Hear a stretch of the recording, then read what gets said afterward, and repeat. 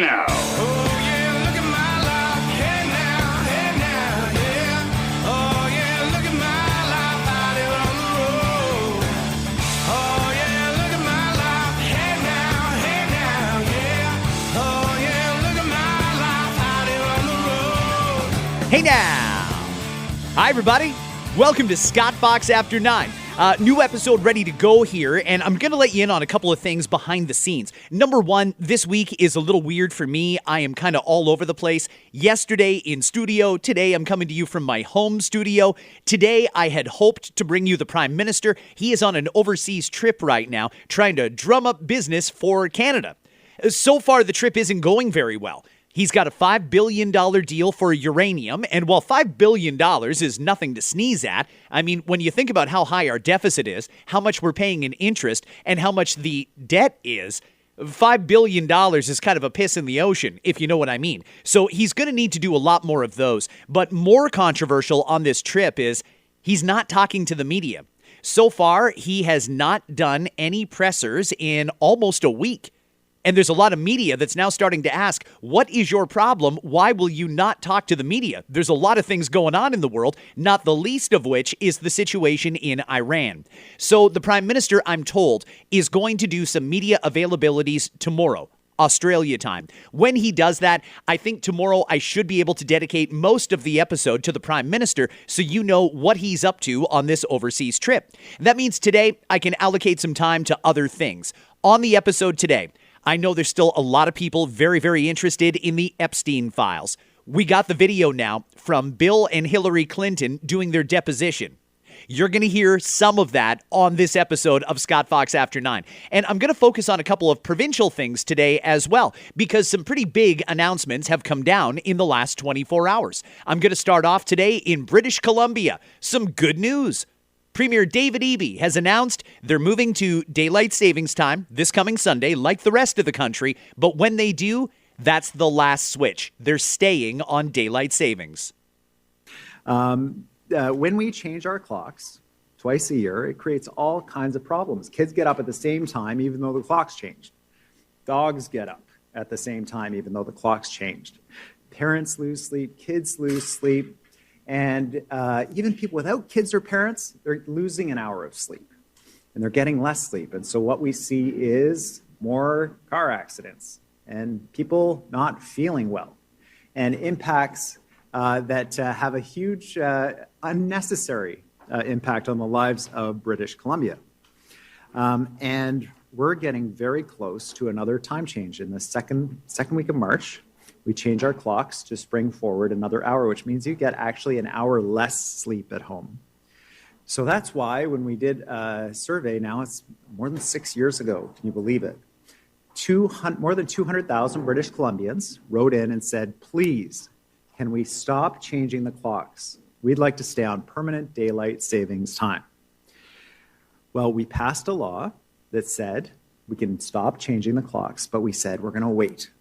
We're going to wait for our friends down the west coast of the United States in California, Oregon, and Washington, and we're all going to do it together. And we waited, and we waited, and we waited, and they passed laws, and they said, we'd like to stop changing our clocks too, and they said, all we have to do is get the Congress to agree. And so then we waited for the Congress in the United States, and we waited, and they never changed it. But guess what? Today, I'm here to announce that we are done waiting. British Columbia is going to change our clocks just one more time and then never again. Okay, that is British Columbia Premier David Eby making the announcement that British Columbia is going to move to daylight savings time this Sunday, and they're staying on it. This is their last time change. And just so you know, a little bit of context, the reason he's speaking like that, I know he sounded a little goofy in doing that. He was speaking to a group of elementary school students. That's why. Now, what he said is true, but the thing is, it was always true. Why now? That's the question I'm wondering. It is the right decision, and I think eventually other premiers are probably going to follow and lead their provinces on to no more changing the clocks. But why now?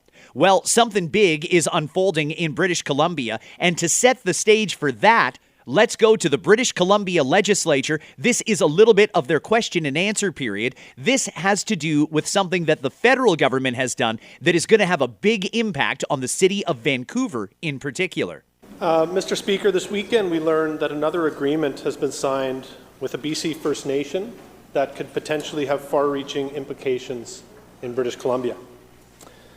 On February 20th, the federal government announced an agreement recognizing Musqueam Aboriginal rights, including title, and establishing shared marine and fishing decision-making in and around Metro Vancouver. In the nearly 2 weeks since that agreement was signed, we've heard nothing from this government. The agreement, quote, recognizes that Musqueam has Aboriginal rights, including title, within their traditional territory, end quote. Can the Premier please explain to us exactly what this recognition means in the context of our province today? Minister of Indigenous Relations and Reconciliation.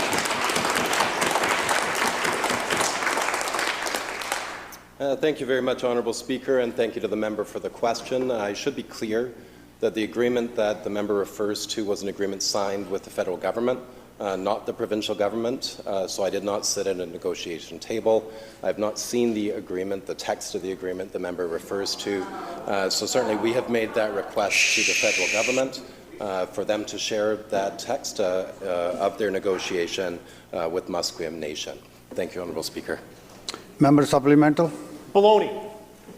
This is one of the most prominent Indian bands in British Columbia. Member, be careful with your language, please. Nonsense.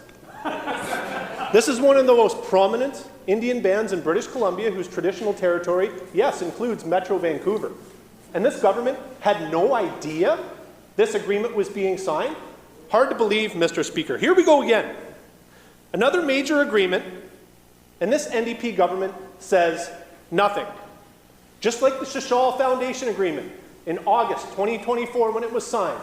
Right before an election, nobody heard anything for 6 months. And that agreement, Mr. Speaker, included negotiations of Aboriginal title, I might add. The agreement with the Musqueam was signed 12 days ago, and still nothing. Let me just recap what's happened here. The federal government has signed a deal with a First Nation that gives them title rights to most of the Greater Vancouver area. So what about people who already own homes there? Does that mean they no longer own the land that their house is on? We've given the title rights to that First Nation. Is that what that means? Well, that's certainly the way a lot of people are interpreting it. Now, as for the Premier, he wasn't in the legislature for that question, but he did get asked about it after he made the announcement about the time change. Here again, British Columbia Premier David Eby. You said at the outset, Premier, on the Musqueam announcement that you hadn't been briefed on it yet. I find that a bit startling. Did the feds not brief you, or do you mean you just haven't gotten caught up on it? Can you explain that a bit? Yeah, sure, Les. To the best of my understanding, the provincial government was not briefed at the political level on this. I can't say whether or not, at this stage, whether any public service members had line of sight to it. I certainly didn't. But with that said, I'm not surprised that the feds were involved in these conversations. They've been involved with these conversations with Musqueam for a long time. The Sparrow case that found that there were Indigenous fishing rights came from Musqueam. Musqueam has a title claim that's about a decade old that they filed claiming against the federal government. And so engaging in these conversations is entirely appropriate. I think the lesson the federal government is learning over the weekend is that there is a heightened environment for these conversations and these agreements right now, and they have to go above and beyond. Is a lesson that the provincial government is in no position to lecture people on. We're doing our own work to make sure we're bringing people along on this as well. And we'll be engaging with the feds to understand the implications of the decision for the provincial government while recognizing the importance of this work to be done. Wow. So the federal government signed away the title rights for most of Vancouver and didn't even talk to the British Columbia government about it. That is wild. And no doubt, homeowners in Vancouver certainly have some questions about what has gone on here. I'm going to leave that one there. No doubt that scenario is going to keep unfolding. Now, let's bring it to Ontario. Yesterday, Ontario Premier Doug Ford made a number of different announcements. It was announced a new deal between Ontario and Nova Scotia, where Ontarians and Nova Scotians can now order alcohol from each other's provinces directly from the manufacturer without having to go through the LCBO or whatever the alcohol board is in Nova Scotia. You know, we've been talking about tearing down interprovincial trade barriers for months, almost a year now. They were all supposed to be down by Canada Day. It's now March the 3rd, and we're just getting around to this very basic thing.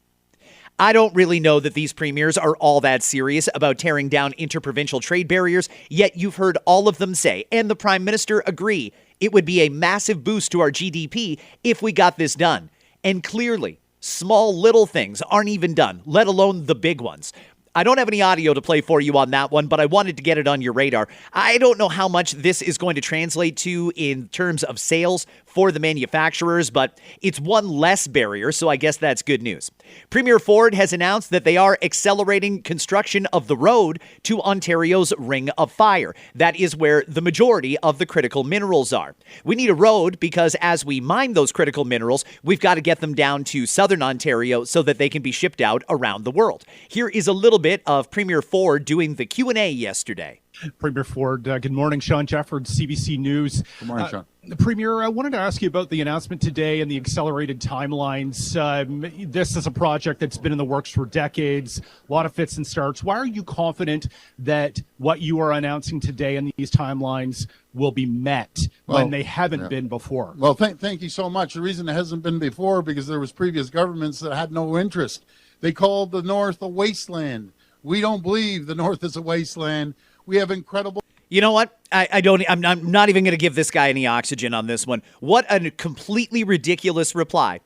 3 elections, 3 times Doug Ford has been elected, and he is still blaming the previous government. He's had years to get construction underway on this road to the Ring of Fire, and all he wants to do is blame the Ontario Liberal Party. I'm going to skip that over because I think just about everybody listening knows that this guy is just full of hot air. Constantly blaming a government that's been out of power for, 7, 8 years is ridiculous. Let's go to another question. You were saying last week that it's not fit for purpose anymore. Where will the new convention center be? Will it be here and you'll renovate, or you want to start fresh somewhere else? Yeah, no, Rob, great question. But when I get told by the convention center board that we rank one of the worst in the world for conventions, 24th out of 25, that's unacceptable. When you have a world-class province, world-class city, we're going to build a world-class convention center. And folks, when I was in the private sector, I think I hit every convention center in Canada, in the U.S. as well. And smaller little cities are getting international conventions over us. That's stopping. We aren't going to have a convention center that goes up, that goes down, that goes up, that goes sideways. You cross the road. That's not a convention center. No wonder we're 24 to 25. We're going to build a world-class 2 million square foot state-of-the-art convention center, and we will go from last to first, just like the mining sector, and I can't wait to announce the location. And when I say world-class, it'll be unlike any other location in the entire world. Just like the Science Center in Ontario Place, people were when they saw the design. Wait until you see the design of the world-class convention center that will attract opportunities and jobs to this great province. Doug Ford spending millions, actually he said it'll be several billion, to build a new Metro Toronto Convention Center. He won't say where it's going to get built. He just says we need it. And while I don't disagree with him, Ontario and specifically the Toronto area does need a good convention center. Do you ever have those conversations in your household where you discuss needs and wants? I want a new car, but I don't need a new car right now, so I'm going to make do with the car that I have because it gets me from A to B. Now, eventually, I could probably save some money in gas if I get a new car. The new ones are much more fuel efficient. And you know what? I'm going to miss out on some opportunity to save money until I can buy that new car. But right now, financially, it's not the right time. Doug Ford is slashing OSAP. He is underfunding education and healthcare and, frankly, building a brand new convention center, spending billions of taxpayer dollars. I don't know if this is the right time for Doug Ford to be going down that road, but he insists he's going to build it, and as you know, that is one stubborn donkey. So I have no doubt that a new convention center is going to get built. We'll see if this one gets built on time and on budget. So far, the Premier has a terrible track record at doing those things, but either way, he says we're going to spend billions to build a brand new convention center. And what happens to the old one? That's prime real estate right on Front Street that looks out on the water on the other side. I'm wondering what'll happen to that. Is there any cost to be recouped there or money to be recouped there for the taxpayers?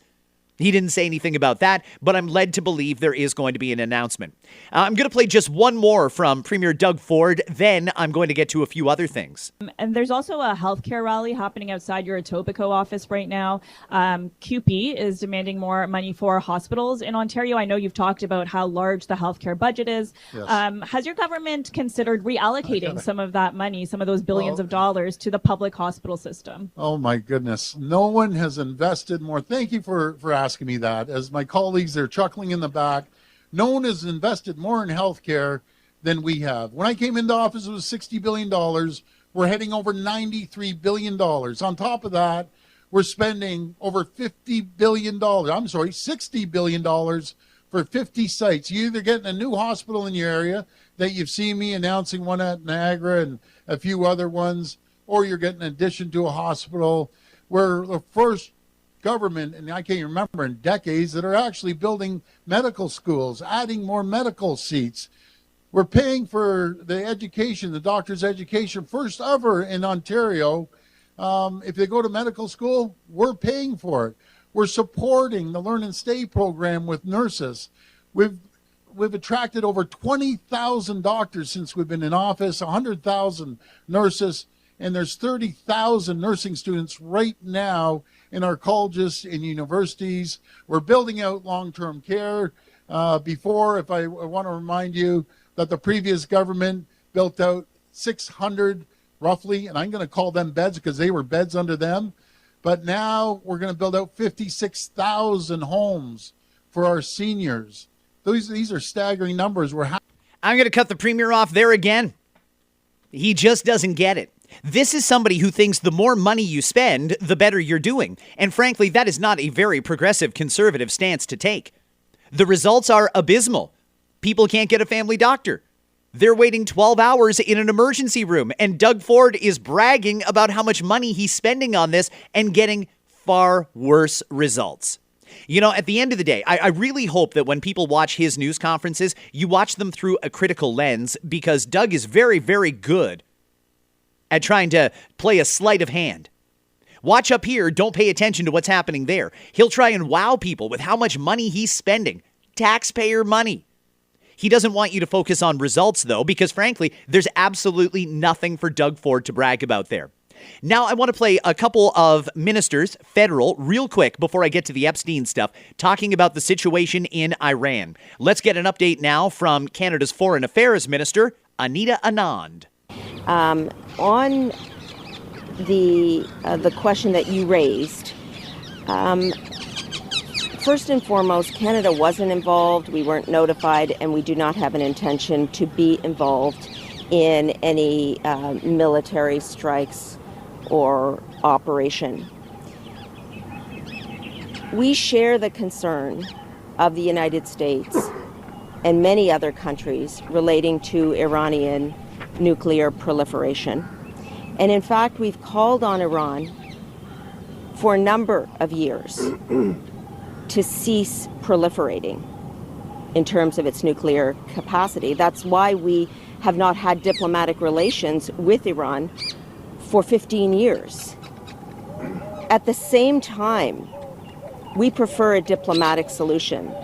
This is why I have spent the last 2 days speaking with my counterparts across the Middle East and in the Gulf states, from Jordan to Qatar, to the Kingdom of Saudi Arabia, to UAE, and all of my G7 counterparts, stressing that Canada believes in a diplomatic and peaceful solution, and as soon as possible, we would like parties to get to the table.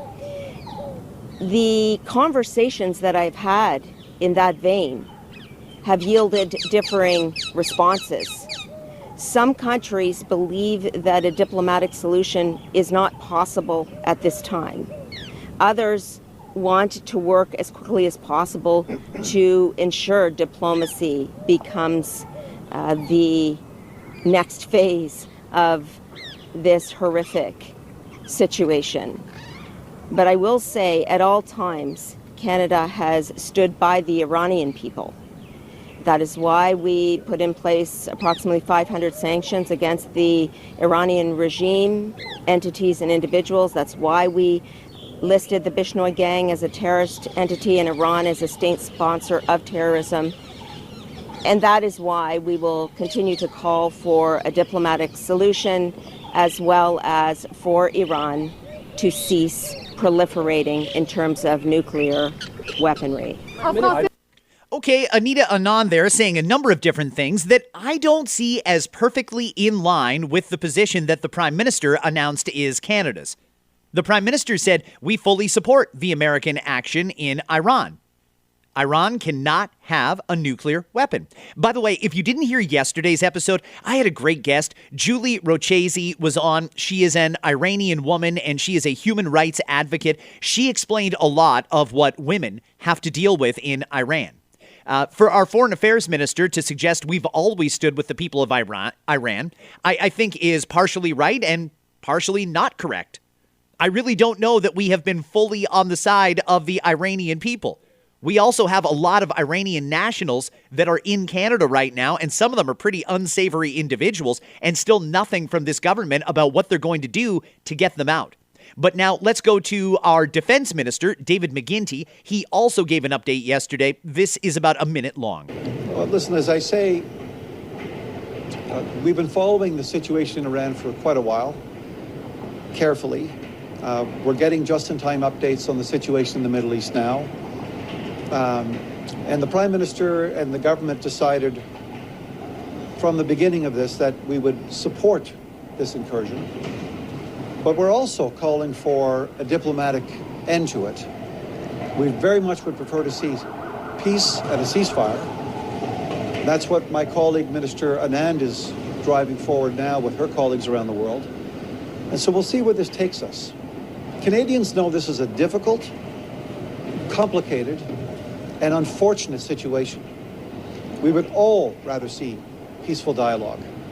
But we have a situation now where two sovereign countries, have decided to prosecute a war. Canada's not involved in that war at this time. Interesting. Canada is not involved at this time. I guess that means that could change at some point. Minister McGuinty and Minister Anand calling for a peaceful resolution to this and a negotiated settlement here. And frankly, I think that time has passed. There were negotiations with Iran about their nuclear program, and they didn't go anywhere. That's why there's bombing happening right now. The situation over there is changing by the minute. Iran is still lashing out at its neighbors in the Gulf region. I just want peace, get this over with as quickly as possible. Make sure that Iran cannot be the world's greatest state sponsor of terrorism anymore, and give the Iranian people back their country. That's what I think the vast majority of regular Canadians want to hear. By the way, there's been a lot of talk from some who are anti-Donald Trump, who are trying to find fault with this, who are trying to make the case Donald Trump should have gone to Congress and gotten authorization to start bombing Iran. I want to take you back to a clip from, it was several years ago when Barack Obama was in power. You may remember Barack Obama led a massive bombing campaign in Libya. At the time, senior Democratic leader Nancy Pelosi, Speaker of the House, was asked about that. She didn't think that Obama needed any authorization to go ahead and do that bombing. So, Madam Speaker, or Madam Leader, you're saying that the president did not need authorization initially and still does not need any authorization from Congress on Libya? Yes. Thank you, folks. Thank you all very much. You know, if I'm being honest, the Democrats are just a walking contradiction. They have moved the goalposts so far that the rules that applied when Obama was in power and when Joe Biden was in power seem to not apply when Donald Trump is in power. And frankly, it just screams hypocrisy and it screams politics. Policies are policies. Nancy Pelosi agreed with the policy. I don't understand why now they're trying to move the goalpost. But speaking of Democrats, another two very senior leaders in the Democratic Party are Bill and Hillary Clinton. They are right at the center of the Epstein scandal, and they did give a closed-door session testimony to a congressional hearing. The video has been released, and frankly, it's shocking. I'm going to play for you a collection of different clips here from Bill and Hillary Clinton. Listen to this. Have you ever had contact with an individual by the name of Shantae Davies? I believe Shantae that's a distinctive name, and so I think that was the name of one of his flight attendants. Okay. She's been described on being on a 2002 Africa trip and providing massages. Was she or any other young female on that trip underage at that time? Not that I'm aware of. Okay. Did you ever receive a massage or have physical contact from her or anyone else on that trip? You've seen the pictures. There was one time when I was sitting up and I got a back rub, a neck rub. Okay. And I think Shantae did it, but I'm not sure. Okay. Did you ever visit Epstein's Little St. James Island? No. We have Virginia Guffrey, who has testified seeing you on the island with two young girls. Did this occur at all? Okay. Why do you think she would have made that claim? Objection, speculation. He can't possibly. Have you ever met her or any other Epstein associated underage girl? Not to my knowledge. So clearly the play here is deny everything. Play stupid. Pretend like you have no idea what they're talking about. I mean, there's pictures. That back rub that he says he thinks he might have gotten, yeah, he got it. There was a picture. We saw it. And what we're trying to get at is some context for the public on whether you remember this photo and any details you may be able to provide us about it. So do you recall the details of this photo or recall the photo being taken? No, I don't think I ever knew the photo was taken. Okay, and for those who can't see it, it's a photo of you in a hot tub. There's a person next to you here. Do you remember where it was taken? Where was it taken? I'm almost sure that this pic, and I think there's an adjacent photograph, which you probably have, that if people saw it, they would feel that someone was trying to con them showing this picture. But anyway, this picture was taken in Brunei. And we flew one night on a trip to Asia, the last very long leg. You said we. Is it who is that including? Well, my TIL team that was working Thank you. on the AIDS issue, and Mr. Epstein was there, and Miss Maxwell. But anyway, we got to the end of the flight was Brunei. It's a tiny place, but a very wealthy one, and the Sultan of Brunei was a man that I had gotten to know well in my 8 years as president. And his first involvement with international matters was basically to join the Asian Pacific Economic Leaders Conference, which I started and which he attended. And then he was very proud of that, and he hosted, his time came to host it. You know, you do these things in rotation. And it came either at the very end of my term or maybe the next year. Anyway, he wanted, when he knew I was coming, and he said he wanted to help me with my AIDS initiative, and he invited me to stay there. And he said, I want you to stay at this hotel, and I hope you'll use the pool. So I did, and then I got out and went to bed, exhausted. Just for the record, there's another picture that also shows this as part of the larger pool area? Do you all have that so that he can refresh his recollection with respect to that? We should have it. It's quite enlightening. If you watch this, Yes, it's noted. It'll Yes. give you a different feel. Thank you.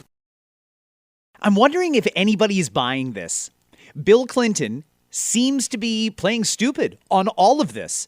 I don't remember. I'm not sure.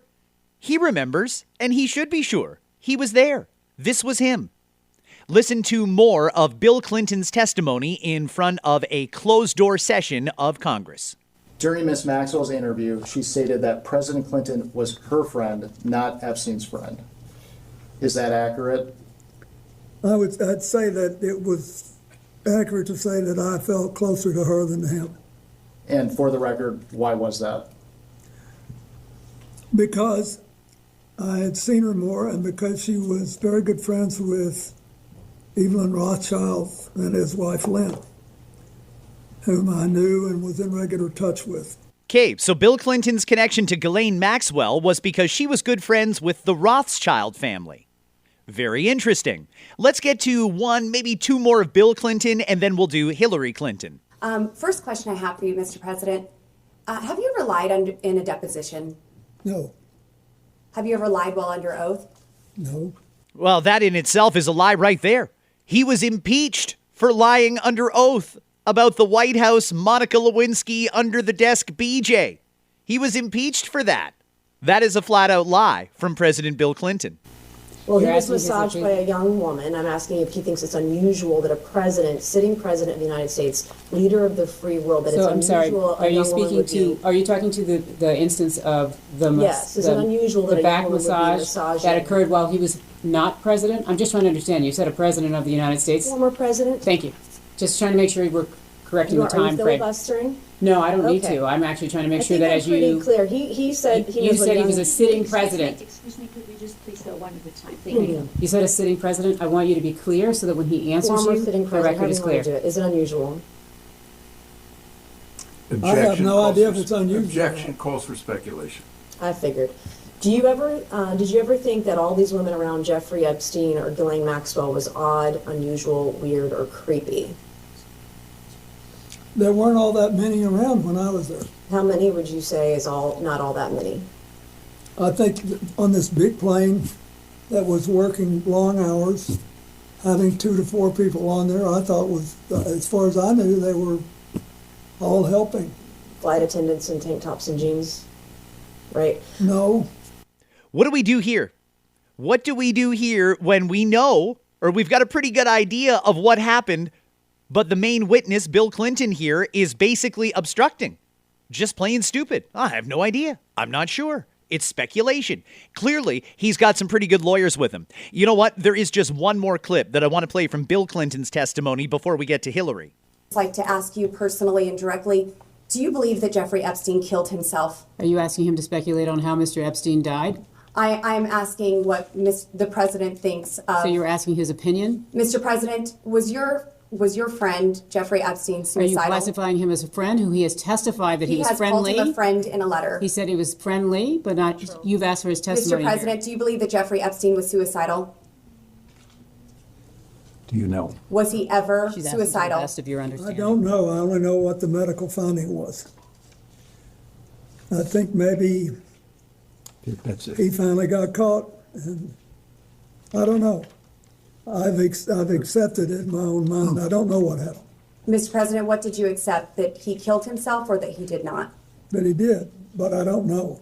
Yes, sir. Thank And you, neither Mr. do you. President. We don't. None of us know. Well, that's further than most people will go because the formal line from the U.S. government is that he did kill himself. Bill Clinton says, I don't know. He also didn't say whether or not he thought Jeffrey Epstein was suicidal. Okay, that's just a little bit of a multi-hour deposition that Bill Clinton gave. Now let's get to the testimony that came from his wife, Hillary Clinton. Let's talk about Hillary here. This is her being questioned. Very much about at all what And she how do was you know doing. Howard Lutnick? I know Howard Lutnick because when I was senator on 9/11, the firm he headed, Cantor Fitzgerald, suffered the greatest loss of life. As I recall, something like 650 of his employees were murdered by terrorists that day.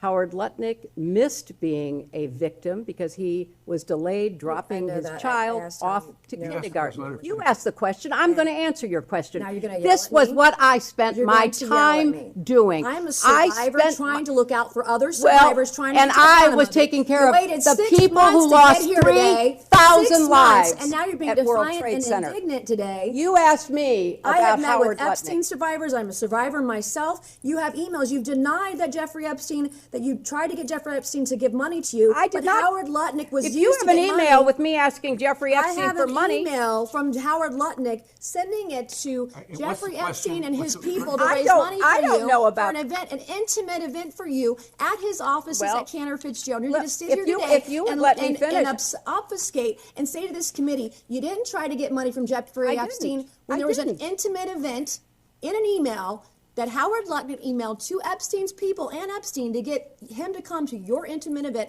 at Cantor Fitzgerald, a very small event. And so I'm not going to put it. You want to yell at me, that's fine, but I'll yell right back. Well, okay? I am looking out for it's survivors. very- I'm doing look. the job that you would not do and refuse to do as Secretary of State. Thank you, and I yield back to no, Congresswoman. I'm going to finish. Explosive testimony there from Hillary Clinton, who did not like that line of questioning about the Commerce Secretary, Howard Lutnick, now a member of President Trump's cabinet.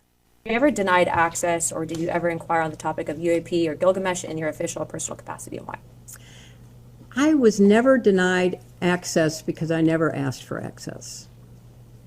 Okay. In the efforts of having a transparent government and restoring faith within our country, do you believe that the American people deserve access to those topics?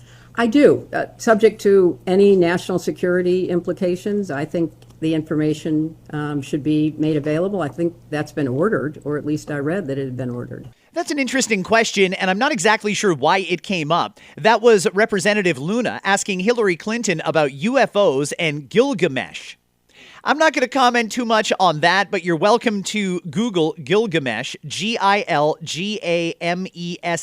as I understand it. It's something that I'm still learning a lot about, not something I'm ready to comment on here in the podcast when it comes to Hillary Clinton, but either way, that's something you might want to look into, and there may be some implications there with the U.S. invasion of Iraq.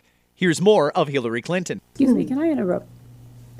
I have There another. are photos that are being released of the secretary as she is testifying from inside this room. Can you please advise me as to whether or not that's permissible and consistent with the rules, particularly given that we have asked for a public hearing? If there are photos that are being released of the secretary as she is testifying, can you please explain how that I'm can done occur? with this. If you guys are doing that, I am done. You can hold me in contempt from now until the cows come home. This is just typical behavior. We will go off the record. Oh, for heaven's So I would sake. like to understand how that's permissible. Before the hearing was, It doesn't Excuse matter. me. We all are abiding by the same rules. I will take that down. Yeah, So well. I would like to take a break at this moment. Yeah, and I'd like to have I'm a done conversation. for now. Go off the record. Go off the record. Hillary Clinton storming out of the room after she finds out somebody shared a picture of her testifying. She clearly did not like that. Photos of your husband in a hot tub laying on a beach and getting massaged by other women, and you knew that Jeffrey Epstein was involved in some of these trips and these things. Did it concern you at all? I'm here not to offer my opinions. I'm here to answer specific questions to the best of my ability. When you saw your husband in these photos with young women being massaged, what went through your mind? I am not going to speculate. You didn't have any feelings about young women massaging your husband? I am not going to offer opinions or speculation about anything that I have no context for and was not there. It was your husband, and he was being massaged by what clearly appeared to be underage women. Clearly appeared to be underage women, and you have no opinion on that? That's not speculation, by the way. You're his wife. You should be able to offer what you thought about it, how you felt about it. That should be an easy one. The question is, have you ever communicated with any of the following people relating to Jeffrey Epstein or Ghislaine Maxwell? Richard Kahn, No. Darren N. Dyke, No. Sarah Kellen, No. Doug Band, Not that I recall. Lawrence Summers, No.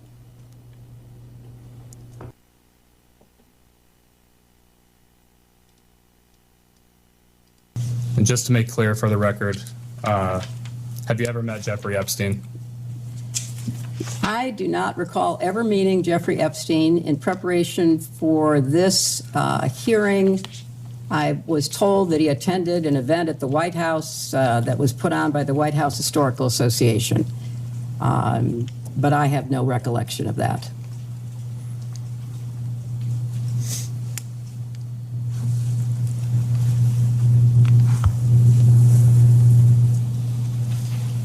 And only that one time at the White House Historical Association?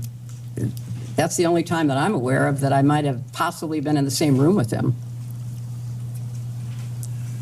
Did you have an initial impression of Mr. Epstein? I have no recollection of Mr. Epstein. I'm just told that he was in a room at a dinner that we were hosting for the White House Historical Association. What was your understanding of what Mr. Epstein did for work? I knew nothing about him. He was there as an invited guest by the White House Historical Association. That's my best recollection. And no one else informed you of what Mr. Epstein did for work? No, but we had hundreds and thousands of people who came to the White House. I was not informed of what people did or didn't do for work, especially someone that I never even had a conversation with. Do you know who invited Mr. Epstein to the White House? I can only tell you what I know, which is that he apparently was a guest invited by the White House Historical Association to attend a dinner to thank people who gave money to the White House Historical Association for the upkeep and maintenance of the White House. That's what I was informed of in preparation for coming here. I mean, that doesn't even pass the smell test. Hillary Clinton claims she never met Jeffrey Epstein, but she may have been in the same room with him once when he got invited to a White House event. She had no idea who he was or what he did or anything about him. Does that add up? Or does this seem just like blatant obstruction? One last one from Hillary Clinton. Let's talk about Pizzagate. This is a longer clip. 2017 speeches and interviews, you described Pizzagate as a baseless conspiracy theory, alleging you and others ran a child sex trafficking ring from a Washington pizzeria basement. Have you reviewed any 2025-2026 Epstein files that were released that you believe reference or relate to those specific 2016 claims regarding the Podesta emails, Comet Ping Pong Pizza used as code possibly? I'm sorry, does You're this asking relate- her about whether she's reviewed emails in the Epstein files, which relate to the wacky Pizzagate scandal. You could characterize it however you want. I just would like to know if she's familiar with any of them. So She's excuse me, commented- your question is about whether or not she has reviewed any emails in the Epstein release files about Pizzagate. Correct. Pizzagate was totally made up. It was an outrageous allegation that ended up hurting a number of people, that caused a deranged young man to show up with his assault rifle and shoot up a local pizzeria. I can't believe you're even referencing it. You should be. There are connections to the language. Well, I'm not the talking QAnon about- people believe there are. So I don't know what QAnon have at people it. believe. Have at it. But you've accused certain parties, and I think even right now today, of promoting slow walking or information in ways that fuels conspiracies. In your view, did any Epstein-Maxwell related investigations or file handling pre or post 2019 contribute to or intersect with the spread of Pizzagate style theories about Democrat figures? Objection. I have Calls no way that of answering. That is the possible amount of most speculation. ridiculously.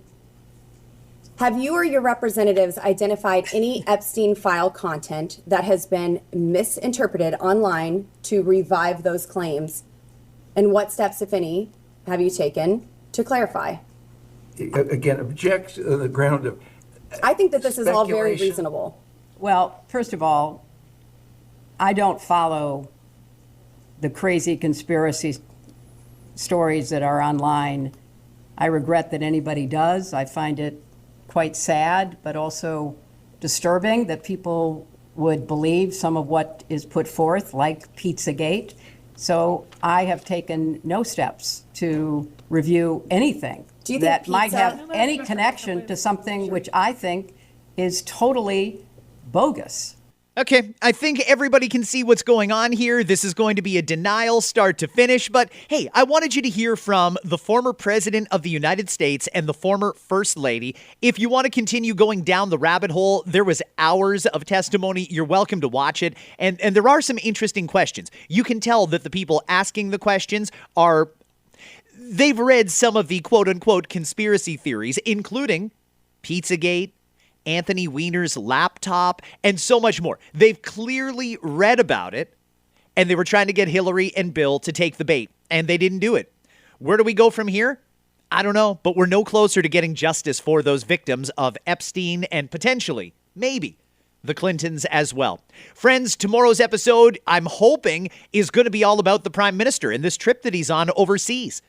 He hasn't talked to the media so far. He says he's going to do it tomorrow. I hope to have that for you on a brand new edition of Scott Fox After 9. If you want to weigh in on anything that you heard in this episode, maybe talk about my episode yesterday with Julie, an Iranian woman and human rights advocate who talked about the conditions that women live under, the oppression that they face in Iran, you can slide into my DMs anytime at Scott Fox On Air. Love to hear from you. If you haven't already, I'm asking you, please hit that subscribe button and never miss an episode of Scott Fox After 9. I will leave you with the sounds of Pat James and the whole truth. Hey now, have a great day.